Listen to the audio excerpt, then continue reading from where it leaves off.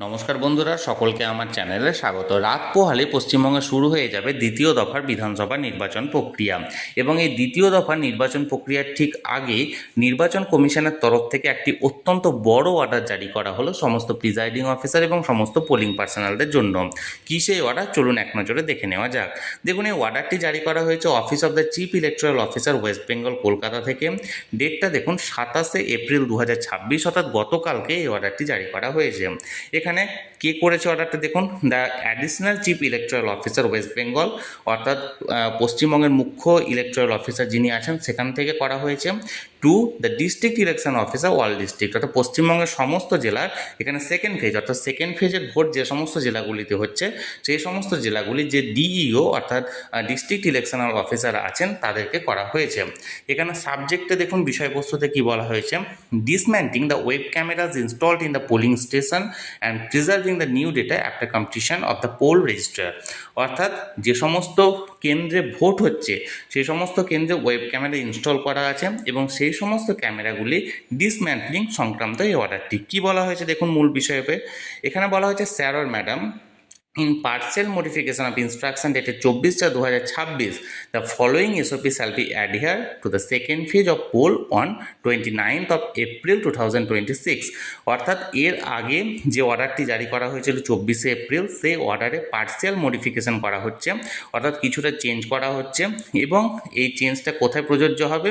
Second ফেজের যে ভোটটা হতে চলেছে 29শে এপ্রিল, সেই 29শে এপ্রিলের ভোটে অর্থাৎ সেকেন্ড ফেজের ভোটে এই অর্ডারটি প্রযোজ্য হচ্ছে। দেখুন, নাম্বার 1, the returning officer অর্থাৎ RO after completion of the poll at the polling station shall make necessary arrangement for immediate departure of polling party from polling booth to receiving center under the prescribe security protocol, অর্থাৎ সমস্ত security মেনে সমস্ত pole complete হওয়ার পর সেই polling স্টেশনে যে সমস্ত পোলিং পার্টিগুলো আছে, অর্থাৎ যারা যারা ভোট করতে যাবেন পোলিং পার্সোনালদের, তাদেরকে নির্দিষ্ট সিকিউরিটি মেনে ইমিডিয়েট সেখান থেকে ডিপারচার করা এবং তারা আসবে কোথায়, রিসিভিং কাউন্টারে অর্থাৎ আরসিতে আসবেন এবং সেটার ব্যবস্থা করতে হবে রিটার্নিং অফিসারকে। নাম্বার 2 দেখুন, after the departure of the polling party, BLO along with VAB staff and police constable or queue management staff shall stay back in the polling station for the security of the webcasting cameras। বলছি ডিপারচারের পর polling party যে departure হয়ে গেল, BLO এবং VAB staff যিনি থাকছেন তার সঙ্গে পুলিশ কনস্টেবল বা কিউ ম্যানেজমেন্ট স্টাফ যারা যারা থাকছেন তারা সেখানে ব্যাক করবেন, তারা সেখানে থাকবেন সেই পোলিং স্টেশনে। তার কারণটা হচ্ছে ওয়েব কাস্টিং ক্যামেরার সিকিউরিটির জন্য। Number 3, the webcasting camera shall be dismantled in presence of sector officer and be bought back by him or her and deposited in the receiving center after completion of the poll। Say webcasting camera যেটা আছে সেটা খোলা হবে sector অফিসারের প্রেজেন্সে এবং তিনি এটা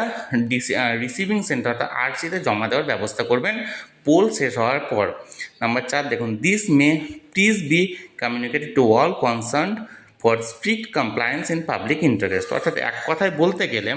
আগে একটি অর্ডার দেওয়া হয়েছিল নির্বাচন কমিশনের তরফ থেকে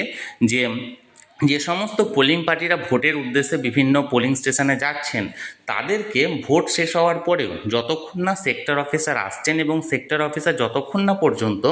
সেই বুথে অবস্থিত যে এটা আছে ক্যামেরাটা আছে সেই ক্যামেরাটা খোলা হচ্ছে ততক্ষণ পর্যন্ত সেই পোলিং পার্সোনালরা সেই পোলিং স্টেশন ছাড়তে পারছিল না বা ডিপারচার করতে পারছিল না। এবার এই অর্ডারের মডিফিকেশান করা হলো এবং এই মডিফিকেশানে বলা হয়েছে